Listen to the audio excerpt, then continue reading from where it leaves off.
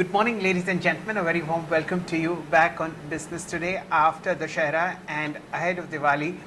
A very warm welcome to all those people who have withstood the heavy selling pressure for 9 successive sessions that we saw in Navratri.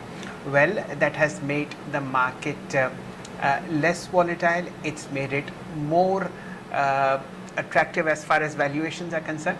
And for long-term players who believe in the strength of the Indian economy, the way quick indicators are moving, this is the right opportunity to look at the Nifty, the Sensex, and the broader markets as far as equities are concerned for the second half. We've had very strong GST collections. Auto sales have performed extremely well. In fact, Maruti sold 1.63 lakh vehicles in the 9 sessions of Navratra, and that itself is a record. To discuss this and a lot more, we are now joined by a very well-known fund manager, Mr. Atul Bhole, Senior Fund Manager at Kotak Asset Management Company. Mr. Bhole manages the Kotak Mid Cap Fund and is also have an oversight on the small cap fund. We'll discuss this and a lot more on both sides of the equation. A very warm welcome to you, Mr. Bhole, and happy Dussehra and all the festive greetings ahead of Diwali. How do you analyze sentiment on Dalal Street at this point of time, sir? Thank you, Shailendra ji, and happy festivities to all of your viewers. I think if you look at the market in last 1.5 year, we have seen no returns from the market. Market has been absolutely flat. Despite that, we are getting good amount of inflows into the mutual fund, as well as I think retail investors are also active. The only section of the market which is sort of withdrawing money or selling is basically foreign institutional investors, FIIs. Because of this last 1 year's correction, the overvaluation, or in some pocket there was froth 1.5 year back. I think that has been taken care of now, and most of the indicators like PE ratio or price to book ratio or earning yield to bond yield, they are now trending at around 10 years averages. So I think this is a good sort of situation to be in, and we have seen that in last maybe 4 or 5 quarters, the earning growth has sort of disappointed. But now, as you have mentioned in the initial remarks, the things are looking up with so many things done by government and RBI. I think we can see the results out of those things like rate cuts, tax cuts, etc., in the second half. And with starting point of valuation being on our side or investor side and earning pickup expected, I think the market can do well. Sentiments to some extent are facing the challenges because of the tariffs which have been imposed on India by the Trump administration. But I think they are not impacting very seriously to the Indian economy. And as soon as over a period of maybe hopefully over next 1 or 2 months, we get solution to these tariffs, etc., I think market will rejoice to those kind of news. Okay. Atulji, let's just get the macro picture in place, and then we'll head towards both the mid cap and the small cap fund. Kotak, as we know, is a very well established institutional research house and is very well reputed over the last 3-4 decades. The work started with Goldman Sachs way back in the 1990s, and then of course Kotak Institutional Equities is a force in itself. A recent report by the Kotak Group says that 40% of mutual fund investors since 2021 have not made a single paisa in the markets. Do you think that this is a sentiment overhang in the market? At this point of time, we don't see any pullouts happening. In fact, on a monthly basis, the number is strong as far as retail inflows are concerned. How do you see this report within? Yeah, I think to clear things, first of all, I think Kotak Institutional Equities and Kotak Mutual Fund, which I am representing, these are two separate entities within Kotak Group, and we maintain arm's length sort of transactions. But having said that, uh, this report is sort of an eye opener because unfortunately, whatever CAGR report, CAGR returns the schemes sort of show in terms of long-term returns, actual investors' returns are much lower than that because the investor behavior in terms of getting into the funds and getting out of the funds is sort of is based off unfortunately in last 1 year or 2 years returns, and invariably most of the investors come after the scheme having delivered the returns, and then obviously some or the other thing goes wrong.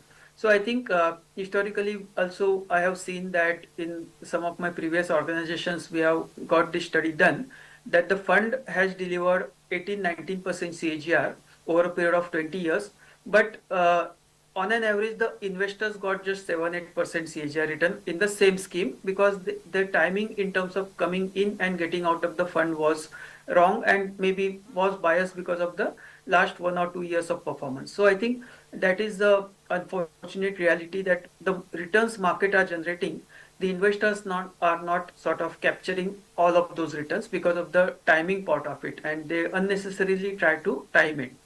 Uh, so I think having said this thing, I think mutual fund industry is getting the inflows, strong inflows to the extent of almost 30,000 crore. And to some extent, I think we have gone through an inflection point as an economy or as a mutual fund industry. And largely, if you look at, I believe that India is following US economy and markets with a lag of 40-50 years or so.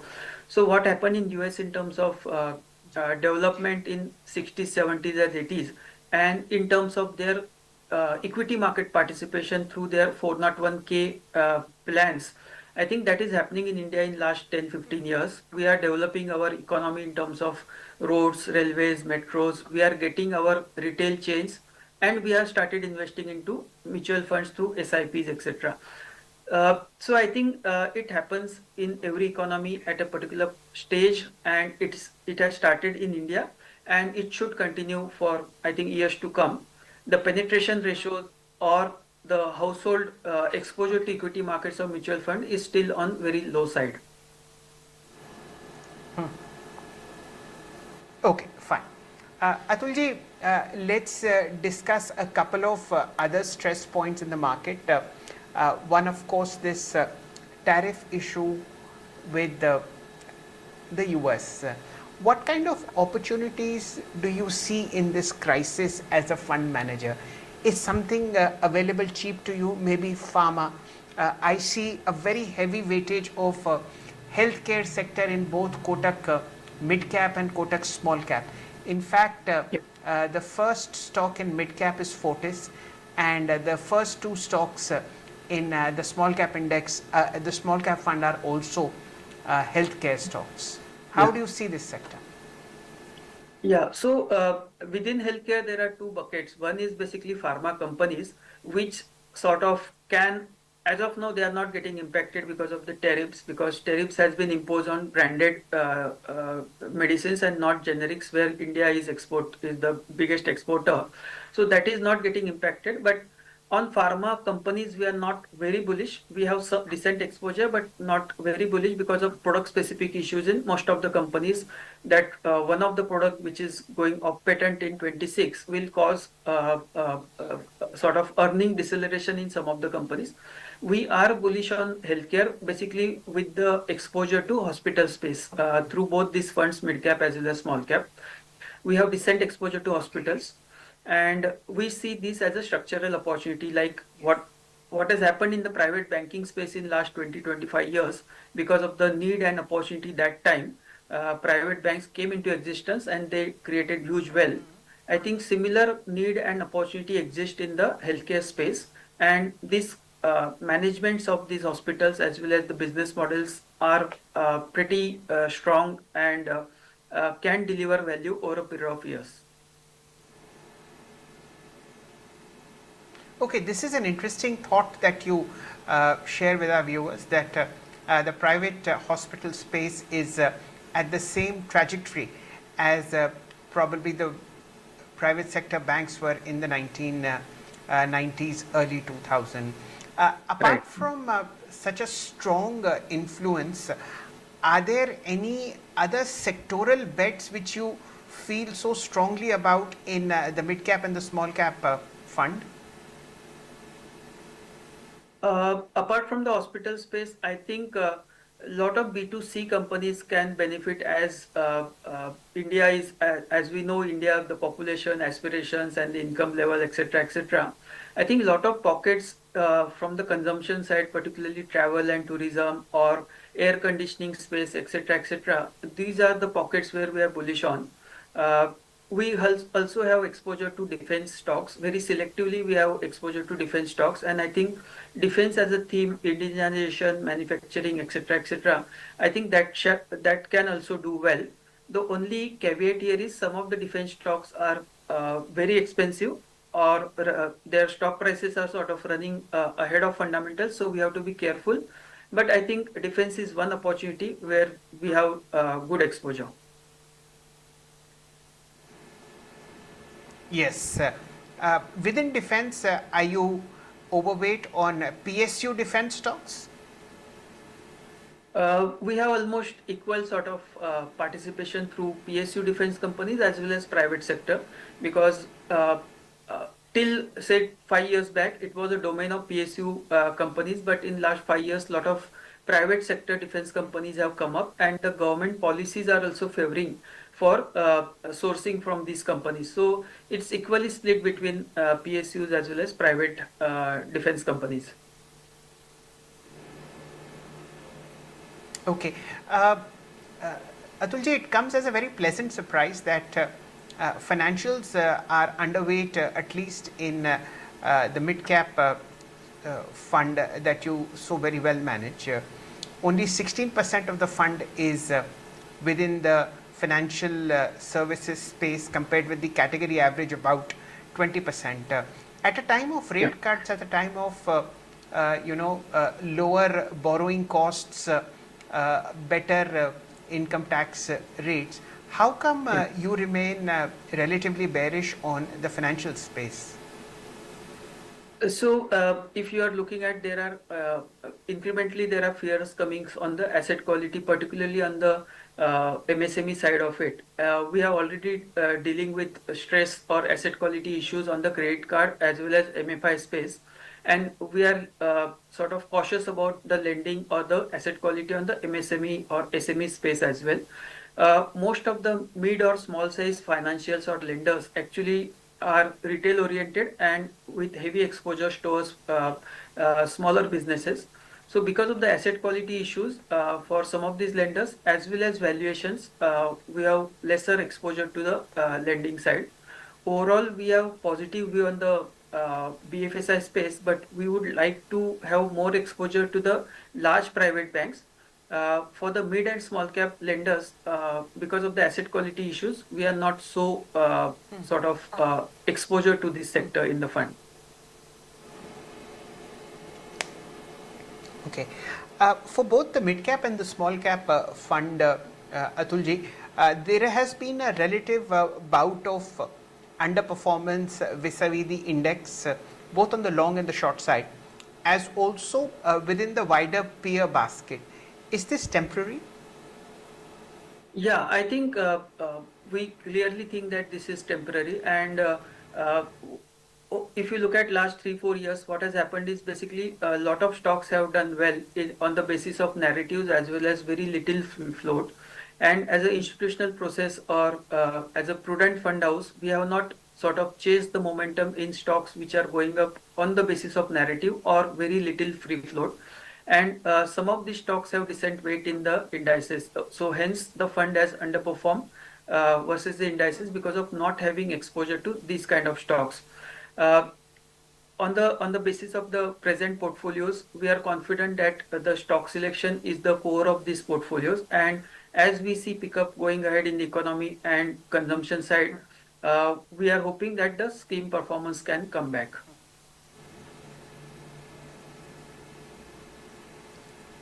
Okay.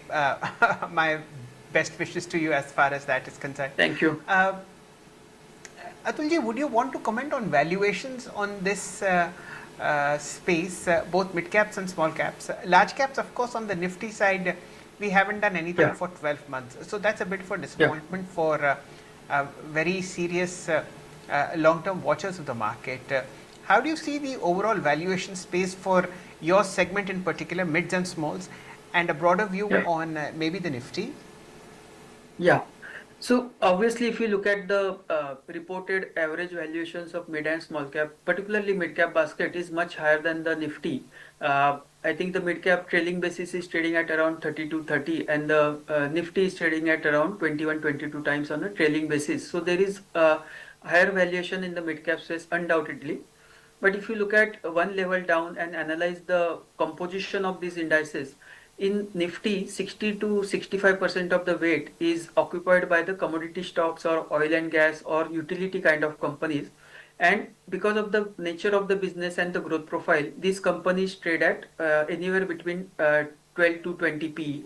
And because the weightage of this basket is much higher in the Nifty, it pulls down the average Nifty P. And opposite to that, if you look at the mid cap basket, a lot of high growth areas of the economy, like of hospitals, hotels, or electronic manufacturing, or capital markets, etc., or consumer B2C companies, the proportion of these baskets is much higher in the mid cap space. And because of the growth profile and business profile, these companies do trade at higher valuations, anywhere between 30-40 times, etc. And because of that, the mid cap P or the average mid cap P appears on the higher side, but I think these are optics to some extent of averaging or aggregate valuation.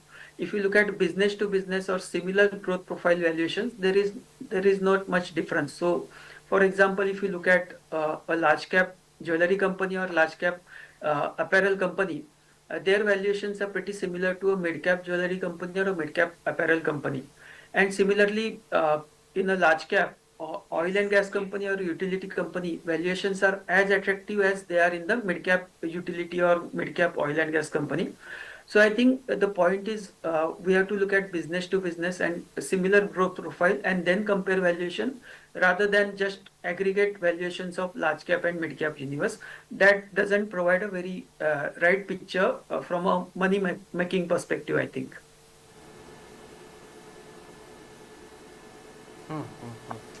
Okay, fair point. Anything that you are not touching with a barge pole, despite the correction that we've seen in the market, mid cap, small cap space, even large cap space, anything that continues to be unattractive to you?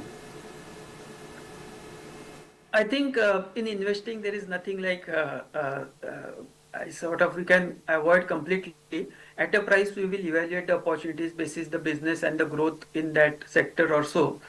So I think as of now there is no sort of sector we are sort of avoiding. We might have underweight to that sector because as we have seen the valuations have corrected in most of the sectors. So we are picking stocks basis the growth expectation. Wherever there is growth expectation, we are going for it. So I won't say that we are avoiding anything completely. We are just sort of managing the weightages through overweight and underweight on those sectors. Would you want to name them? So in terms of overweight, clearly one pocket we have discussed is one hospital space we are overweight. We are also overweight on consumption as a space because I think consumption space will benefit because of the whatever has done by government and RBI in last 6-8 months. But we are playing it through new sort of platforms like food delivery or quick commerce companies or some retail chains rather than the traditional FMCG companies. We are also keeping an overweight on IT, and this is a very contrarian call in this market because there are a lot of fears about US economy and tariffs and AI, etc. But if you look at again in terms of valuations, particularly dividend yield, they are providing around 3.5% dividend yield, which is a very strong support. And I believe there is a business cycle case rather than these fears or noise of AI and US economy. Last 3 years has not been good for this sector. And as soon as we start to see the green shoots, I think these companies can do well because the ownership is also very light in this sector. So IT is also one overweight. In terms of underweight, as you have pointed out earlier, we are underweight on banking and finance. We are looking to add some stocks, but not in a hurry. We are also underweight on, say, metals and commodities sector as a whole, oil and gas, metals, etc. We are keeping underweight, but we do have some exposure in those buckets as well.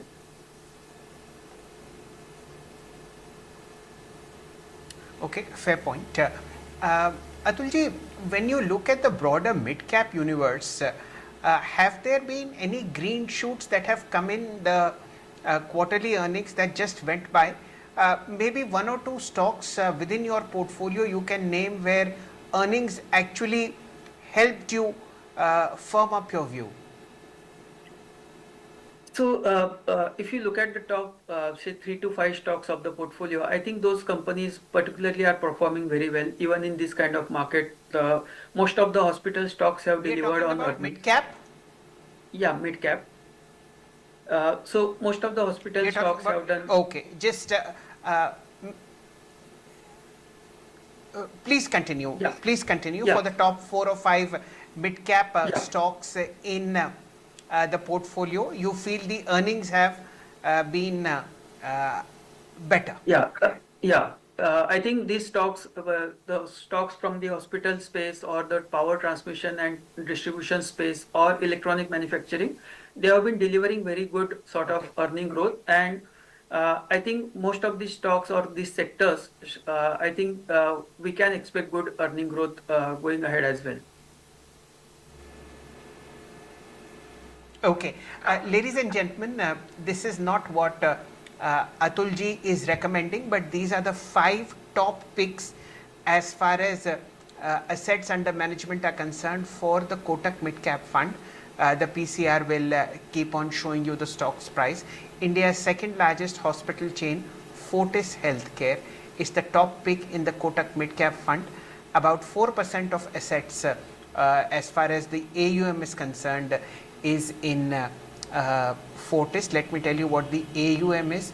It's about 57,000 crore rupees. The second stock in the portfolio of Kotak Mid Cap is a company called GETND. This is General Electric Transmission and Distribution. They make very strong transformers. The third company is a very well known stock in the F&O space, Dixon Technologies from the EMS space. It has done phenomenally well. 3.2% of the AUM is into Dixon Technologies. We have mid-cap IT services provider Emphasis. 3.2% of Kotak Mid-Cap's portfolio is in Emphasis. And finally, the fifth stock is a very well-known consumer brand, Swiggy. 3% of the portfolio is in Swiggy. If we look at the last 3-month performance in terms of how the stock has been added into the portfolio, GETND India has been, the stake has been raised, ditto for Dixon, Emphasis and Swiggy as well. So that's the status of the portfolio at this point of time. Atulji, when we come to the small cap portfolio, of course, healthcare is the top pick. The top 3 companies in the small cap portfolio are 2 hospital stocks, 1 hospital stock and 1 diagnostic chain. Apart from that, what are the top sectoral bets at the small cap space? Yeah, in small cap fund as well, apart from the hospital and the diagnostic chains, I think the overweight sectors are auto ancillaries, as well as we are overweight there in terms of some of the, uh, I would say rather than the sectoral levels, it is a more of a bottom-up stock picking which is happening in the small cap space. The sector which are there, like we have discussed, hospitals and auto ancillaries, they're actually the aggregation of the stock picking which happens in that fund, and the sectoral weightages is actually an addition of all those ideas. But I would say hospital is one segment, auto ancillaries is second. These are the prominent, I think, ideas in the small caps fund. Okay, let me just, for the benefit of our viewers, name the top 5 stocks in Kotak Small Cap. As is discussed, hospital chain Aster DM, followed by Krishna Institute. Then you have techno-electric engineering, Vijaya Diagnostics, Century Plyboard, and Kalpatru Projects. It's, as he says, a stock-specific portfolio rather than a sectoral play, apart from healthcare. So that's the status of the market. That's the status of both funds as far as Kotak is concerned, mid cap and small cap. Atulji, time is of the essence. We discussed upfront that sentiment has improved on the Lal Street compared with H1. What are your expectations from H2, the second half of the current financial year? Would you be hopeful that Nifty will hit a fresh high in calendar 2025 or in FY 25-26? Very difficult question, and obviously I cannot sort of give any specific targets for next 6 months or 1 year. But I think second half should pan out well for India, basis whatever has been done by the government as well as RBI in terms of so much of stimulus to the economy. Economy should respond to this stimulus. That's what we believe in terms of consumption pickup and revival. At the same time, I think any solution to this tariff issue would be keenly watched by the market, and we do hope that over a period of next maybe 3 months at the most, some kind of solution should emerge for the US-India standoff which has happened on the tariff side.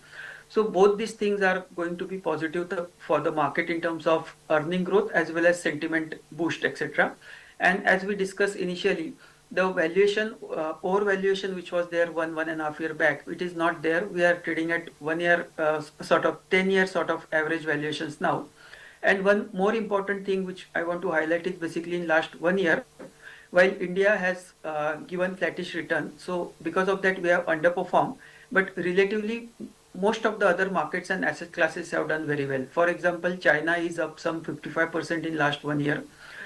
European markets like DAX of Germany and FTSE, they are up anywhere between 15 to 30% in last 1 year. Even US markets are making new highs and given 15% return, as well as other asset classes like gold and silver has delivered superb returns in last 1 year.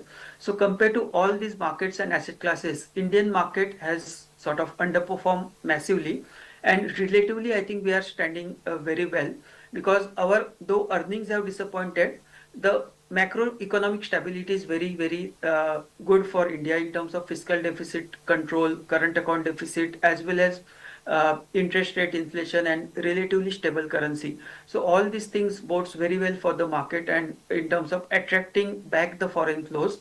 And with that help, I think the market can do well over a period of next 2-3 years or so.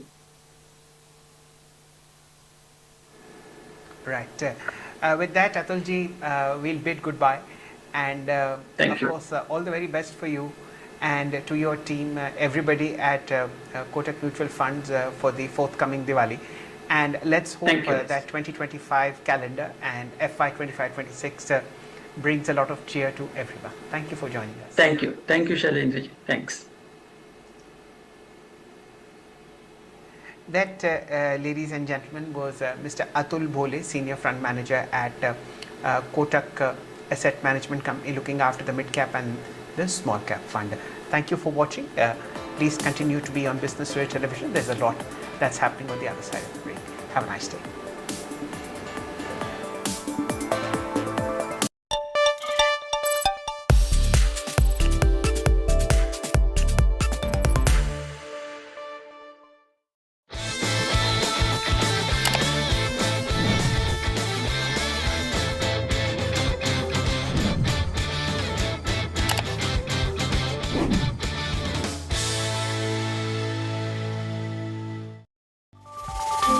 From how the markets move today to what's setting the stage